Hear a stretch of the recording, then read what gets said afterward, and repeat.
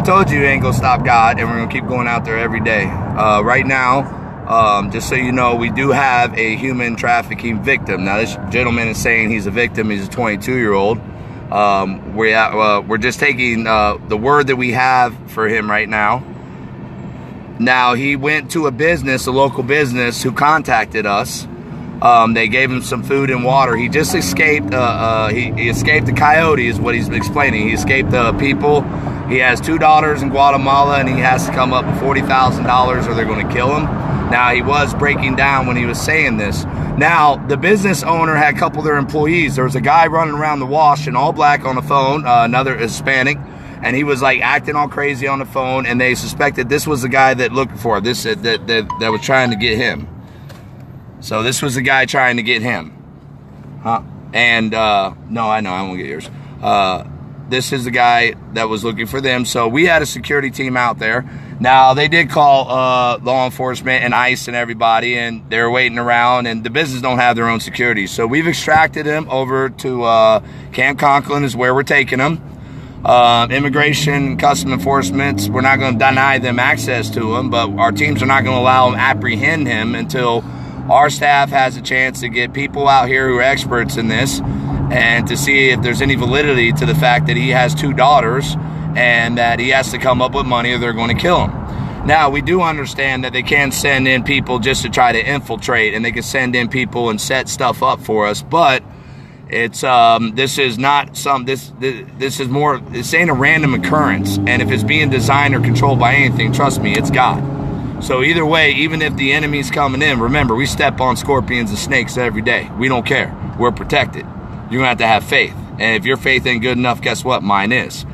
But we are transporting, because he left the property of his own will, the business owner. We were not going to stand around there waiting for ICE or anyone to come. They had to call in. So we're getting him over to our sanctuary property because his statements put him as a trafficking victim until we find out otherwise. And as long as he is a trafficking victim, then he's going to remain with us. Now, if he is a participant in the smuggling of dope and human beings himself, then guess what? He's going to go over to ICE, and he's going to go over to the agencies. Okay, we're here to separate.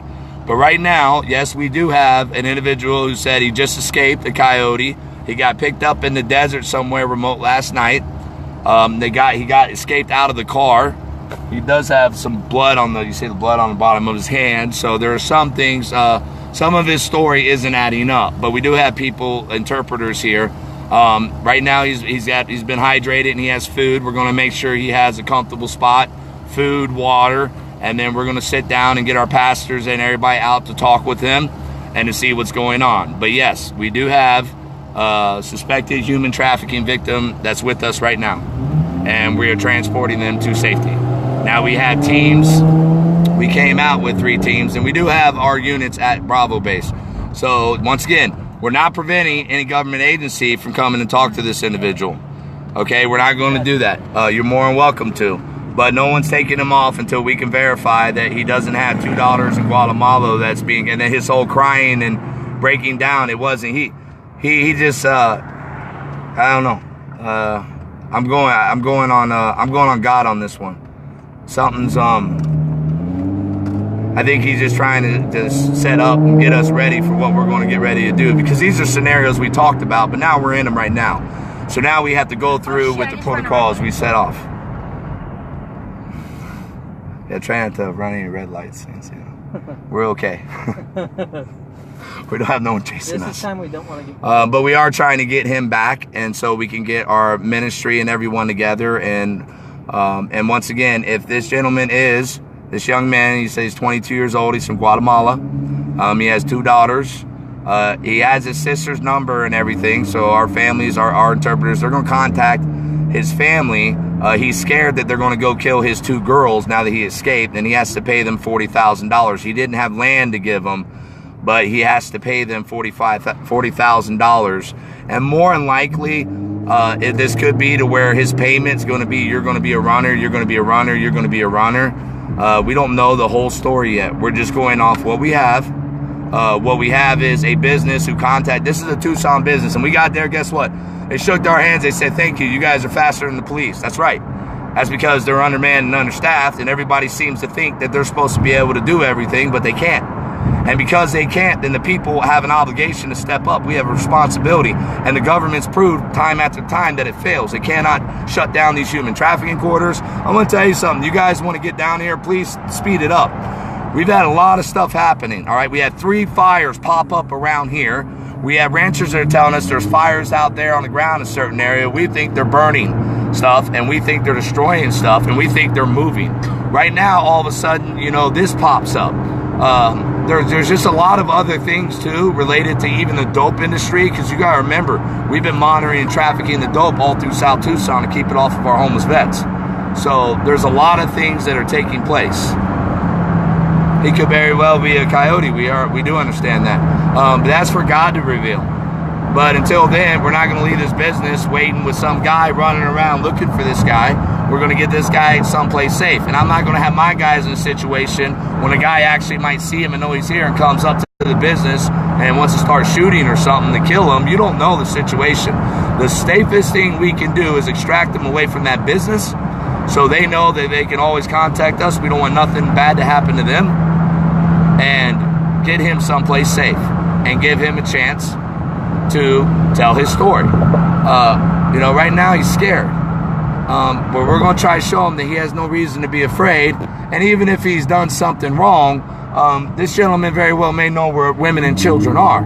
And maybe God sent him our way. And just, you know, I'm going to go with God on this one. Okay, so far I haven't been wrong. Haven't been wrong once. He hasn't not answered one prayer so far. We wanted 5 property. Guess what? He gave us 1, he gave us 2, then he gave us 3.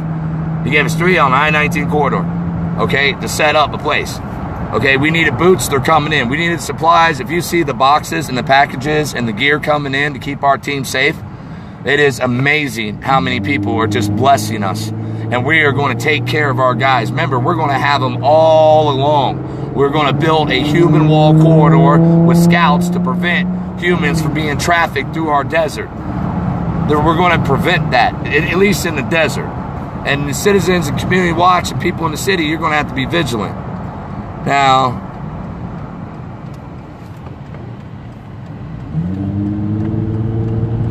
and I know some of you you don't like this and you think you should just go straight. Look, until we know, we don't care. And if you don't like it, you don't have to support us. All right, you really don't have to support us. But we're going to do what we feel we're called to do. We're going to do it smart. We're going to do it safe. You got to remember, this is the safest, soundest judgment I could have made for the team, for this victim who's going to be treated like a victim until we find out otherwise, and for the business. Because there was someone, the business owner can verify, they sent out one of their employees in a gold Suburban to go and try to run this guy down, and he was running through looking for this. I mean, seriously, this was all happening very fast. So you can even fact check that up when you come down. There was about 12 of us when we went out there. We went out there with 3 vehicles and a team. So, and we sent another unit over to the other side of the city. A neighbor said that they heard a bunch of explosions and gunfires way out off the desert, off near outside this weird place. She sent us videos. We don't know what that is. I haven't gotten a report on that yet, but we did send a team out over there. But we are kicking the hornet's nest. Obviously, there's a bunch of stuff happening. Somebody doesn't want this. I mean, somebody doesn't want to be found out, because there's no other explanation for this. There's no reason why they would conceal evidence, bury evidence, leave us hanging out there for 5 days, begging them to secure a scene. And then they have media and everyone saying, well, you know, they tainted this stuff, and they do everything they can to paint a picture and make people look at an individual instead of the mission. The mission is to rescue children. And the mission to rescue children has nothing to do with Louis Arthur or any of our volunteers. It has absolutely to do with the fact that it's God. Now, we're at Bravo Base Camp Conklin right now. This is a sanctuary property. Government, everyone knows, you can't just roll up in here, and we do have this property protected. We do have people up there on spot. Because of the issue with the cartels, this property is under a sniper at all times, just so you guys know. But he's concealed, he's in his camo netting, and he's just up there for security. And guess what? It's a combat veteran. Who else better to protect our homeless vets? We're going to do everything we can. Now, our teams, we're going to get him in. There's going to be a lot of people who are criticizing and everything else. When it gets to his whole story, we're going to, he's coming in now, just so you know. He's going to be under sanctuary, property locked down. Anyone else can come in, but I don't want no one from the government coming on this property. I'll come to the gate. Let them in if I allow it. Security, you're going to lock down sanctuary protocol.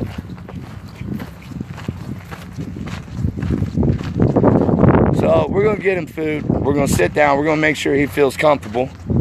Okay, and we're going to take care. And we're just going to ask God to reveal, and we're going to allow him to guide our hearts.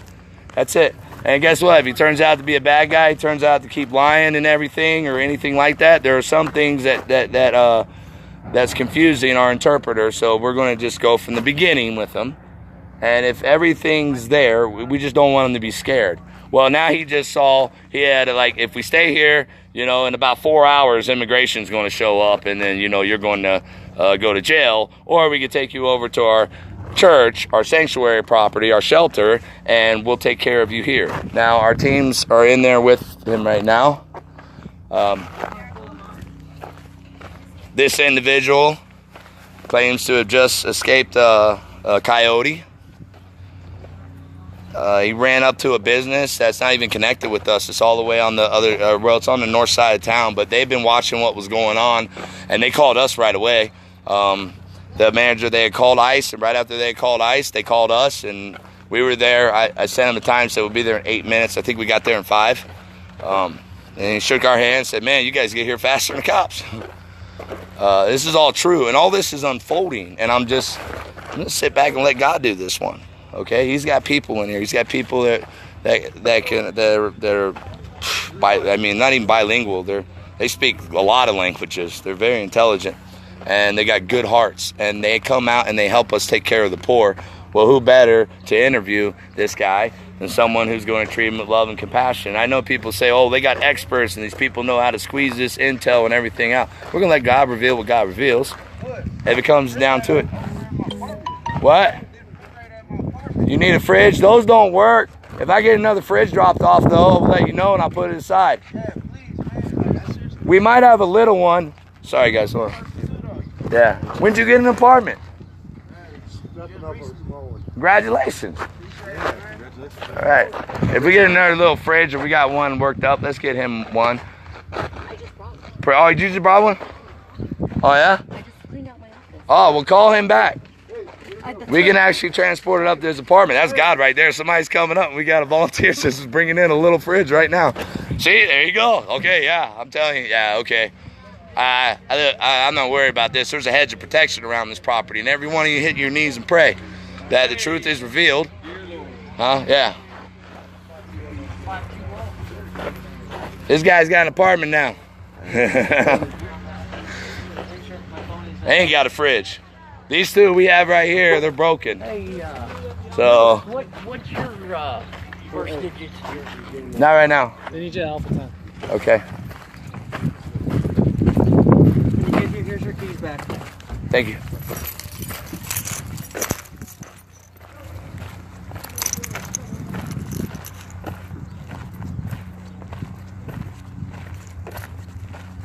Well, yes, we understand people who say we were taking way too. Let law enforcement handle it. Law enforcement had 5 days to come out and handle a crime scene. Law enforcement had plenty of opportunities to come out and take a look at our intelligence and see what the human corridor we uncovered with these blueprints and maps. Plenty. Now they don't get to see nothing. They don't want to listen to us. They didn't want to listen to us. We're not listening to law enforcement. We're listening to God. That's it. And our altar's built. Simple as that. And our God's going to protect us. And anyone who tries to persecute us, oh well. But we're going to listen to our God. We're going to listen to our hearts. And we're going to do the moral thing. If it comes to it, we are not denying anyone access to him. But we're not going to allow anyone to come apprehend him and detain him until our families have had time to verify whether or not he's a victim or he's a predator. Now, if he's a victim, we have every right. We have every right. We're called as Christians. We have every right to protect a victim and help a victim. If he's a criminal, then, well, guess what? Now ICE and Border Patrol, they're going to have to do their damn job, aren't they? Because we're going to be sifting through and separating the good from the bad while every one of you else argue about this all or nothing mentality and let law enforcement deal with something that they don't have the resources to deal with to begin with. You know how much money this would have cost them today? You know how much money it's cost the taxpayers? $0. All right, we'll give you an update after everything's done. Our team's on the perimeter. Okay.